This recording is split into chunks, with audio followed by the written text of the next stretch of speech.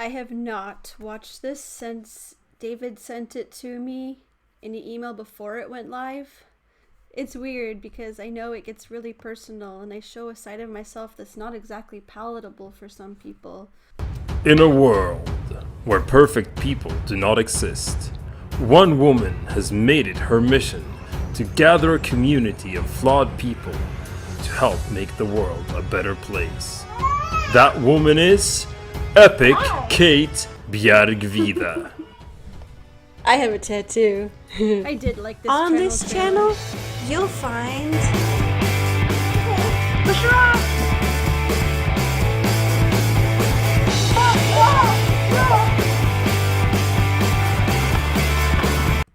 It was so fun to edit, like seriously. I want to edit channel trailers for the world. I hope you'll join us on this epic adventure. So I'm doing this interview, folks, with this woman way over in Sweden who sent me a link, and I could not believe how YouTubey good she was. I have so many things to do right now, and I just made a video of trying on a bunch of clothes because I couldn't wait to try them on.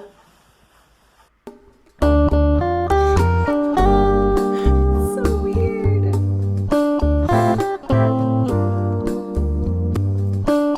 Strangely enough, these videos do really well. So she asks to do an interview with me. Now, mostly I do the interviews, as you know, but in this case I said, okay, Kate, you interview me. Let's see what you do. Go ahead, Kate. To be a part of history like that, it's just so amazing. You're probably wondering what that crying is about. It's basically about my feelings of wanting to understand the world. I know I didn't get a full history experience in school. So what better place to get history than from the horse's mouth, from somebody, and I came across this channel, David Hoffman. So let's go back to the crying. And why did David Hoffman make me cry? When I read this comment, He liked my videos. I just kind of fell down crying. I just could not believe my eyes.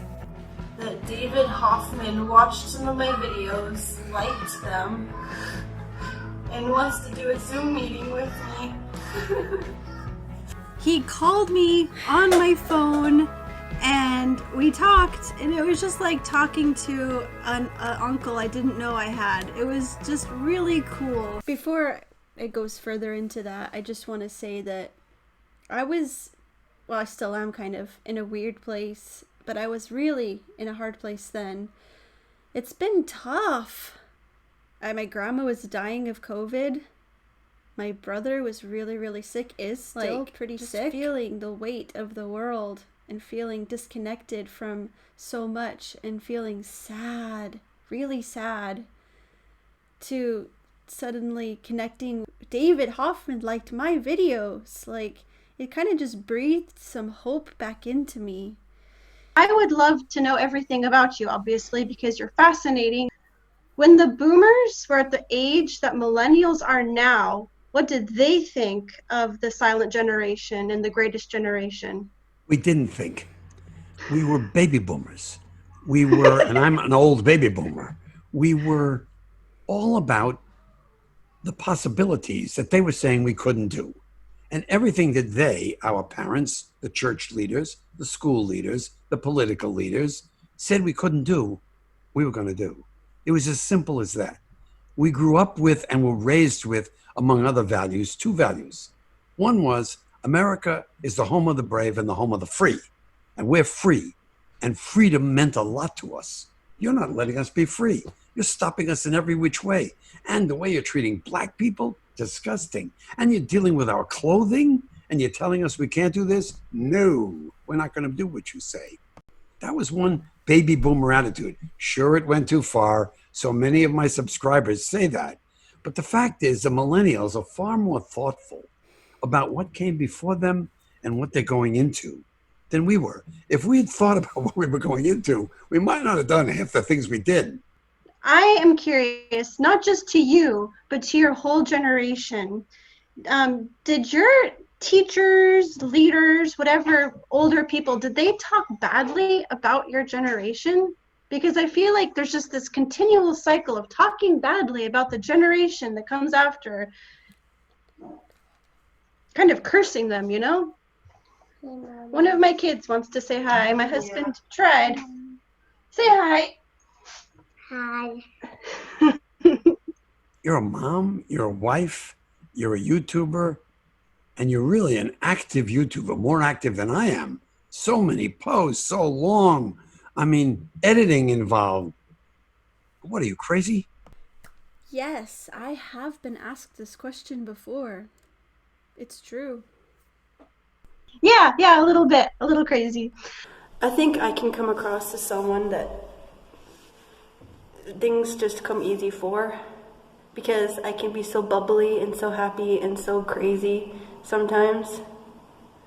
I just love to connect with people. When I discovered YouTube, I just like jumped in with both feet and just fell in love with.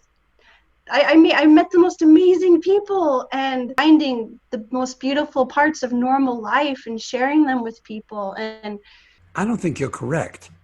I do not believe you're so fascinated with people. I've watched a lot of your videos, and you're doing something, and the reason I was intrigued enough to contact you, that I have not seen very much. I call it stream of consciousness internal thinking. Just feeling really sad. Like, there's so much talk about reach out to people who are alone on Christmas, and of course do that. But I don't know if there's any talk at all about how lonely it can be in a crowd. You sort of talk to yourself to me, but yourself is expressing things you may never have said before to anyone or even know that you think until you say them. This is really a poignant moment for me. Like, the fact that something that comes naturally to me could be a superpower, like Eric Wynn is always talking about on his channel. Everyone's got a unique personality, and there are things that we have that are special to us, and it may be something that feels so easy we don't know that it's special. And for David to be among the voices of people saying that what I do in that particular way is special is just such a self-esteem boost. I thought getting out of Utah and having adventures would make me happy. I thought having kids would make me happy. I thought having a normal life would make me happy. But always searching for what's gonna make us happy doesn't make us happy.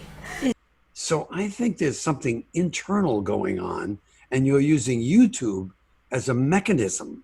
That's what intrigues me about you. oh, so David, I like it. That is so deep. And there's nobody I can say that to, so I'll just make a video and see how many other people remember what that feeling is like, or maybe still feel that feeling. I'm curious about you. There's some kind of a search you want. Are you some kind of a seeker? Are you looking to look deeply? That's how it appears. You're seeking something. Okay. Here we go. Now it's getting personal. And as personal, deep questions are asked, and I feel more and more able, not only able to speak, but allowed to speak, asked to speak, the real stuff comes out, and I don't even know all that's in there. And that's where it's really scary, how many thousands of people watched this video and saw me at such vulnerable, open space. Does this make sense? I hope this makes sense. I'm seriously seeking. It's driving me crazy. Why the heck is the world the way it is right now? Why are Christians so obsessed with not wearing masks and fighting for their right to worship. Like, can't you do that at home? Okay, pausing again because there's obviously a build-up in the conversation here. Like, where he chose to edit was, not wanting this video to be 45 minutes long, like our conversation was like an hour long. So figuring out how to edit down to 22 minutes is not easy.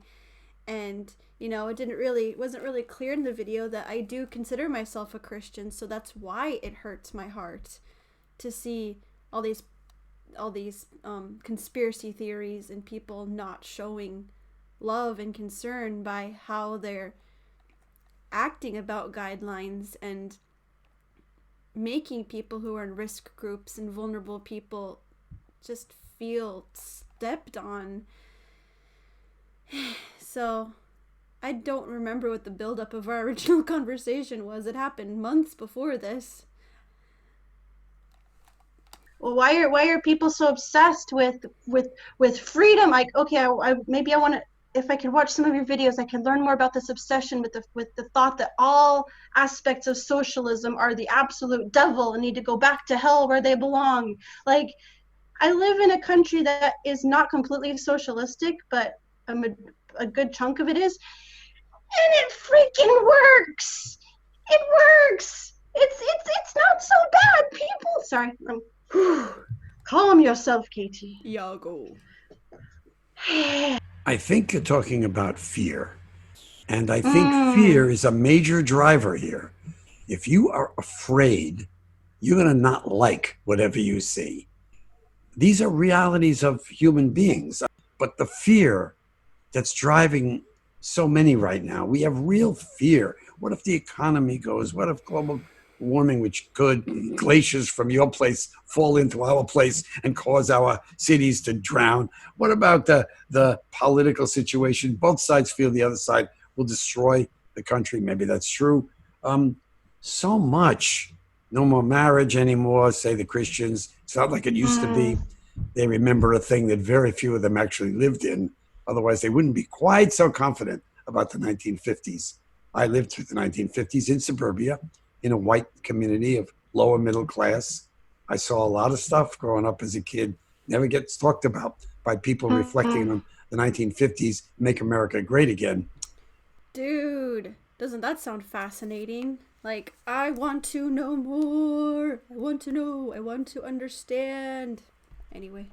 And I live here in Silicon Valley, or near it, and some of the guys I've known who have made hundreds of millions of dollars and even billions of dollars, hard to believe, some of them have radically changed and some of them haven't changed at all. They're still essentially living middle class. Why? Because they believe in the middle class. They believe in the working class, and they're not going to change their lives because of the money they have. What's the point of working really, really hard, 40, 50 hours a week, to come home too exhausted to enjoy any of it, and collapse the whole weekend and do it all again? Like, what's the point? So my question for you is, what is the American dream? Hey, hotshot. Okay, Kate. I'm not going to let you ask me that question. I'm going to ask you a question.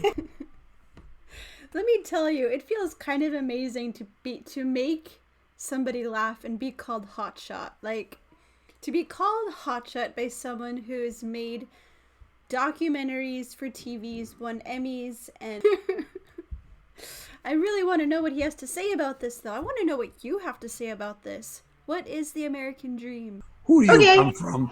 Where do you come from? What made you you? You seem to me to be a conscious person from being a little kid. What kind of people do you come from? Where did you grow up? I mean, who are you? I am from Ogden, Utah. I was born to two very young people. They had me when they were 20 and 21. I really did my growing up in Covenant Players, which is a ministry that started in 1960. That picture was not a Covenant Players related picture. I mean, they were people that I met while I was in France, but they are not Covenant Players. Anyway. And it was radical, to travel around in vans and do plays in churches and schools. And when I came to Europe, especially, I went to Europe on my 21st birthday, 14-hour drive, plane ride from California to Germany. And I finally like had jobs. It was a smaller campus there, so I had things I needed to do. I finally got over my fear and my lack of self-confidence when I saw like there are jobs that need to be done here and there's nobody doing them, so I guess I'll do them. And it was like my first like real lesson of real life, of taking responsibility. There is a part of your videos that cries a loneliness, a desire to make contact. There must be something difficult about being a wife and a mother in another country. Oh, I know yeah? because I've had two children with my current wife, how hard it is, how much I more than admire women for the 18-year commitment they make to produce an offspring that's worthy of being 18. Right now, my struggles are not understanding them when they cry. What do you want? Please, just tell me what you want. I can't understand you. I can't understand what you're saying. But if you tell me what you want, I'll get it for you. I promise. I know that toddlers have poor impulse control, and that myself, as a 33-year-old, often has bad impulse control. So I need to have realistic standards about what they're capable of. It's just really frustrating sometimes. My kid said she wanted milk. As I was pouring the milk, she's like, no, I wanted muesli first. And I tried to tell her, you can't change your mind as I'm in mid-pour. And then, in her frustration, she just took her bowl and just dumped it out. And just, you want a day to go well and to not already feel so angry in the first few minutes. Notice the bulged eyes, the flared nostrils, the heart beating through the shirt. I look around at the pile of dishes, laundry, recycling, toys everywhere. I can feel like weights are piling on me. I know I'm not alone in feeling like the world's worst mom and a garbage human in general some days. I know my responses to situations are not the best, and my kids have an excuse for acting like 3-year-olds, and I don't. But I have an amazing husband, though. He gives me the space I need. I hear these horror stories about other women whose husbands just lay around and just expect the house to be clean and kids to be taken care of. But he makes sure that I have the time I need to do editing and have alone time, not just after everything else is done. I think one of our responsibilities as YouTubers, you and me, is to share with our audiences the three-dimensionality of people. Nobody's perfect, we know that. And people have more than one side. I like that people are three-dimensional, that I'm three-dimensional, and that I can change. I can be going off in that direction. My wife just said something. That's a way better direction. I'm turning. Whoop, and I turn the ship. And I go another direction. In other words, I don't exist. There's no locked in concrete me. I'm alive. A living being. Therefore, I can be going this way, then that way. I can have two thoughts that don't connect. Stop putting putting horns on the other side. Like, they're people, they're humans. Just talk to them. See, like, oh, wow, we actually have this in common. Neither of us want terrible things to happen. You and I could speak to each other for days. And if we had days, we might, but we don't. And my viewers, whom I've come to know very well because I read at least 1,000 comments a day. I comment back to at least 150 a day. I spend hours on it because that is my respect for the people who take the time to watch my videos and hear me. And I try not to waste their time. So I'm going to say we've talked enough. I am overwhelmed. Thank you so much. I am so excited about this. What an amazing opportunity. Really good encouragement in there that I don't think I caught. I didn't really catch the first time, that I don't have to know it all. I don't have to have it all figured out. I'm in flux. I'm a person in flux, and that's okay. And I want to say, if you are here because you subscribed after watching me in this original video, thank you so much. I am so, so glad to build a community and find kindred spirits. And it just means so much to me that you are here. So if you are here, if you're a subscriber from this video, I'd love for you to say hi down below in the comments. Okay, that's all. Hugs.